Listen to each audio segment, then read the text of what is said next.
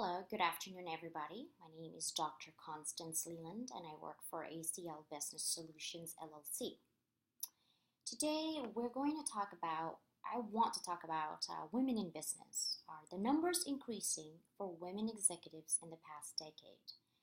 So, this is a two-part, and I wanted to let you know I read a lot, and my dissertation is actually about executive women in business. I was doing a study comparative analysis between the countries of Philippines and the United States. If there's any, statistically speaking, are there any differences or are they similar based on leadership, based on culture, and overall numbers globally? So I just compare those two countries. But I really wanted to further investigate more. Now that I'm done with my dissertation, I got my degree, I wanted to really investigate more, and I think I have a passion for it because I have two daughters myself, a 9-year-old and a 6-year-old. So Grant Thornton is a company or an organization that basically does survey internationally. They have an IBR, it's an international business report that they do.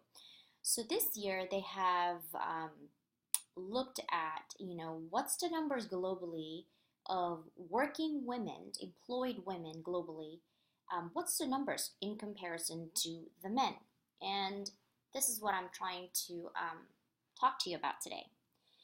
So in 2004, 10 years ago, they did the study, and then again in 2007, and then in 2012, and then of course this year, 2014. And surprisingly, the numbers stay the same. There's no changes at all. And so I want to talk about what you and I can do. If you're watching this and if you're listening to this, what can you do and what can I do? Especially if you're in management already, currently working. What can you do as a manager to help this number to grow for our women, for our future women leaders, business leaders out there? So let's talk about the topic. So I want to talk about global numbers of executive women. In a whole, how much percentage really do senior level executive positions held by women overall? Who are the top 10 countries that employ senior level executives who are women? The bottom 10. And so what? What is it got to do with me? And what can I do as a manager or as an individual? What can I do change? I can't do anything. So I am here to challenge you that you can't. And also just general information about, the roadblock for women. What's the generally speaking? What's the survey based on this Grant Thornton did? I don't work for them. I don't have any affiliation with them. But they do a really good job on reporting as far as women business. And how can I help change that? How can you and I help change that number? So let's go ahead and start. So Grant Thornton says global numbers, 24%. So that means from 2004, 2007, 2009, and today, the numbers stay at 24%. What does that mean? 24%. That means that for every single woman who works in the whole entire world, only 24% of that employed population are senior level positions, managers, executive women who are women. The rest are men.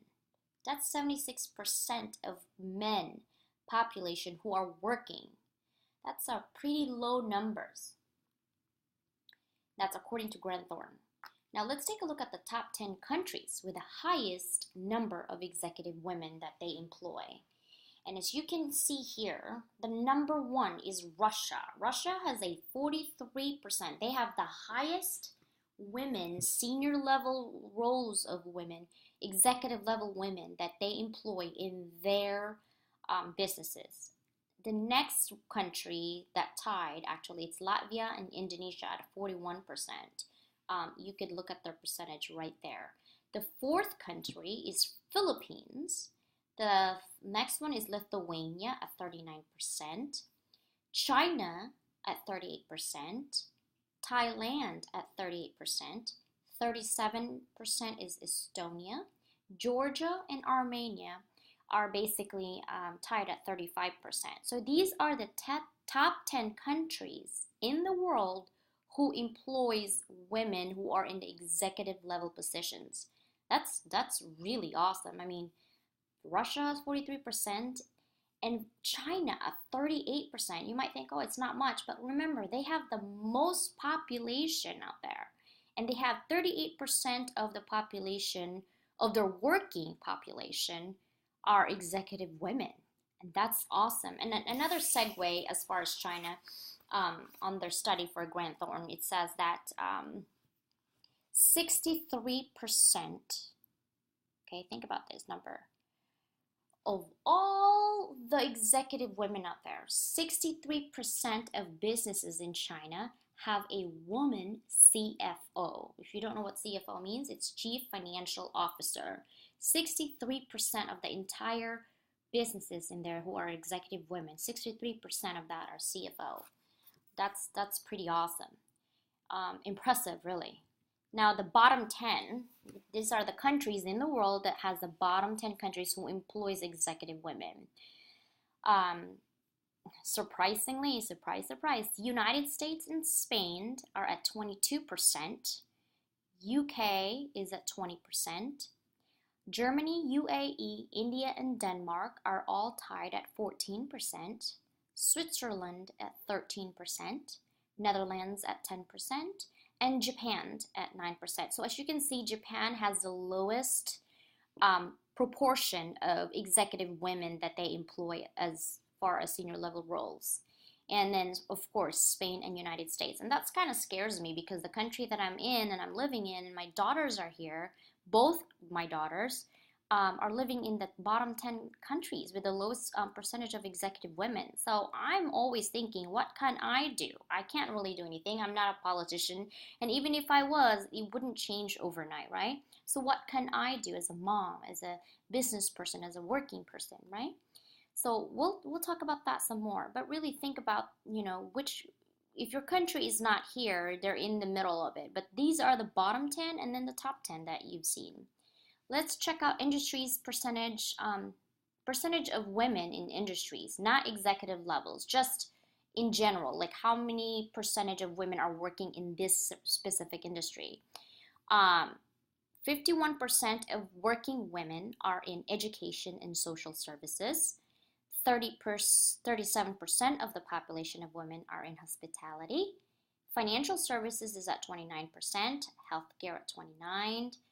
Professional services at 27%, retail at 24%, manufacturing is at 22%, construction and real estate is at 20%, and transportation is at 17%, energy 16%, agriculture 16%, and mining 12%. I was actually surprised that women actually still work in mining even till this day. So that was a surprising number. And here, there's no surprise that education and social services are higher. It's because, women are mostly teachers or doing some types of social work. Percentage of women in what roles? What do women mostly, when they go to job, when they go to work on their job, what kind of roles do they fill in, per se? So it says here, this is Grant Thornton's information from them. Human resources is at 25%. CFO or Chief Financial Officer is at 23%. CEO 12%. Chief Manufacturing Director is at 11%. Corporate Controller is at 8%. Sales Director is at 7%, tied with Chief Operating Officer at 7%. Partners are at 4%, and Chief Information Officer is at 3%. So that means really that CFOs, right here, Chief Financial Officer is 23%. Most of those women come from China because we already know that their population of their executive women, 63% of them are women. So that's just very amazing. So what is the roadblock for women? Based on the Grant Thornton study, again, it's education, childcare, and mentoring. Those are the 3 roadblocks that they found out that most women don't get higher positions or executive roles because of education. So childcare and mentoring. Let's talk about why, and then later on let's talk about what companies can do, what you can do as an individual as a mother, as an aunt, whatnot, as a teacher, what you could do to help this number increase. And let's talk about education. So general information and education. There's a lot more women entering in school to this day. The statistics that they use is there's per 108 women that goes to school of 100 men, every semester or trimester or however the schools are. So there's more women entering schools than men. But how come there's still more executive men than women?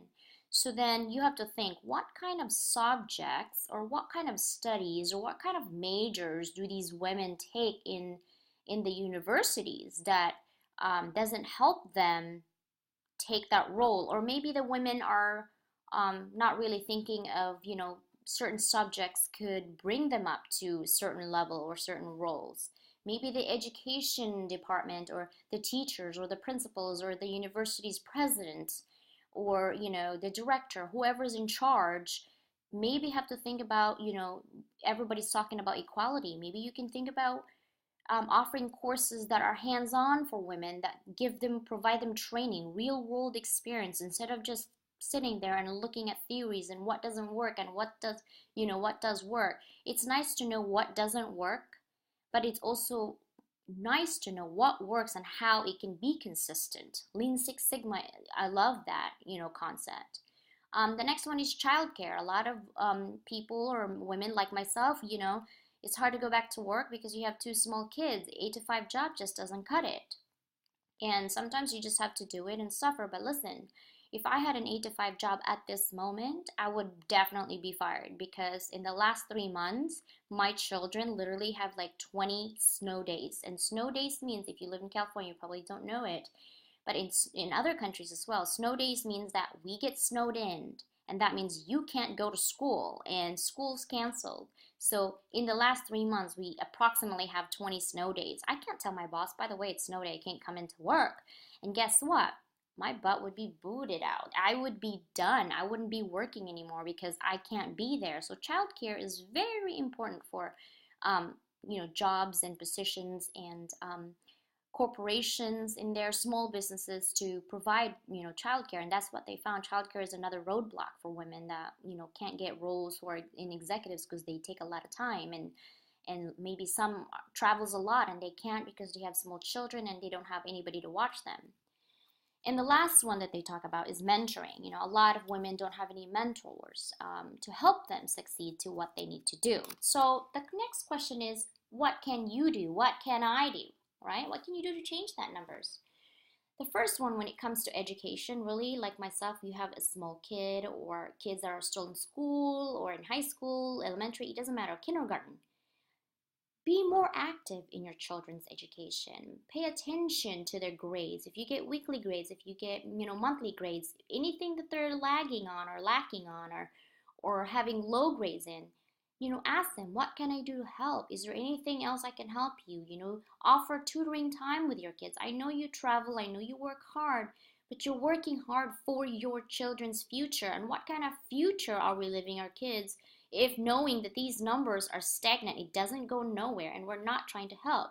So I'm here to tell you that you can be doing something for the future by just being a parent, If they need help in math, if they need help in comprehension, there's a lot of talk in the United States about Common Core and how, it doesn't make sense. Well, if it doesn't make sense as a parent, make it sense for them. Give them another type of resources. 1 + 1 = 2. Well, 2 - 1 equals, 1. And 3 - 1 = 2. There's other ways, there's other options, there's other alternatives that you can do to help your children be more active about their education, be enthusiastic when you're learning your kids about science. What are you learning in science? Oh, we're learning about zebra. Okay, find a time to go to the zoo. Make them look at what the zebra's life cycles are. Be into it, be more active, be enthusiastic, pay attention to what your children are doing, especially, at the young age. I'm not saying just pay attention to, children who are daughters, but also sons, do the same thing, but more so, I'm really more talking about the children who have, parents who have, daughters, pay attention to sciences, expose them. I'm not saying to push everything under throat. It's more like an exposure. If you expose them, then maybe you know if they don't like it or not, but at least you expose them at least once. Then let's talk about, childcare. Businesses should look at childcare much like health insurance. That's how I feel. Health insurance is there, you pay for it, it's a high premium, but you know what? If you do need it, if you get hurt or whatnot, it's there. It saves you from spending so much money. Why can't be childcare be like health insurance, where if you need it, which most of the time you do, there's an emergency.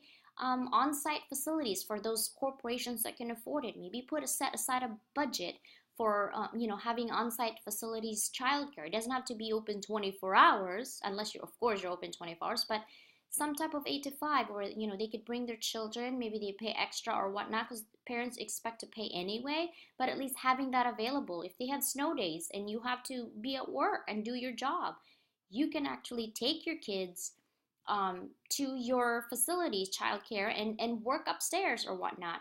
Businesses had to be aware that there are lots of women that would love to go back to work, but they need incentives. So let's talk about, programs that you can do. By law, some law, like when I used to live in California, you can only have 3 months for taking off, if you're a new mom, and then you have to go back to work or make that decision. Maybe as a corporation, if you really do care about your people and the mothers who are new to this, offer them incentives. Hey, maybe I can give you a 50 cent more raise, and we have an on-site facility childcare, or have a childcare voucher, or a buy-in for an extra holiday. I can buy an extra holiday day, so they don't have to get dinged for being absent all the time, and things like that. Corporations can really think of innovative ideas to keep and attract their business leaders, who are women, who are willing. We're moms. We multitask like crazy. I'm not saying single people can't, but I'm saying when you're a mom, you multitask. Everything is done in 3 seconds, and we understand that there's things change in between. We're more than capable of going back to work and getting our kids' life, but there's things that, like snow days or sick, we can't help that, and having that, and having a company or organization that cares about that in a level that we can understand as parents, it's awesome. That's an incentive in itself. And as an individual, if you don't own a company, or you're not a company director or a decision maker for your company when it comes to budget, what can you do? You don't have kids either, but you would like to change that numbers as well. Well, volunteer to be a mentor. If you're in a director position, if you're in any type of leadership position, you should volunteer your time for those who are in need. Sometimes people don't know, if they need it, but if you maybe advertise it and, do pro bono 1 hour, 2 hour in your local library, just to do workshops or seminars or whatnot, volunteer your time to be a mentor, and you never know, you could change somebody's life. So bottom line, what can you do to change? Those are the different types of alternatives you can do as an individual, as a small business owner, as a big director, corporation leader. Those are the things that are not conventional for a corporate world, but could really attract a lot of skilled workers who are moms or dads that needs childcare. Also, a corporation should add a re-entry program. There are a lot of people out there that would love to go back to work, but they can't work because in their resume it says, they haven't worked in the last 10 years because they've been taking care of their kids. But I guarantee you they're doing something else on the side other than that. I'm personally speaking of myself. You haven't volunteer. I volunteer a lot in their school and things like that. You can gain experience through that as well. So hopefully this will open up things for you to change and look at. And hopefully you'll think of, volunteering your time, whether you want to do a mentorship, whether you want to pay attention to your child's life and just be there for them and their own role model as well, because they do look up to you. All the information that I've had here is from Grant Thornton, and the title of their topic is Women in Business from Classroom to Boardroom. IBR means International Business Report 2014. If you copy this and paste it on your URL in Google, you'll pull up the PDF file that all this information comes from. I just added more of my personal intake on what you could do to help us, help the world, and help our children and help our future. So hopefully you enjoyed. Next time, we'll talk about how maybe these numbers are affected based on culture. So until next time, I'm Dr. Constance Leland, and this is from ACL Business Solutions LLC. Thank you for listening. And if you have any comments or questions, you may email me at aclbusinesssolution@gmail.com. Thank you again, and you have a wonderful day.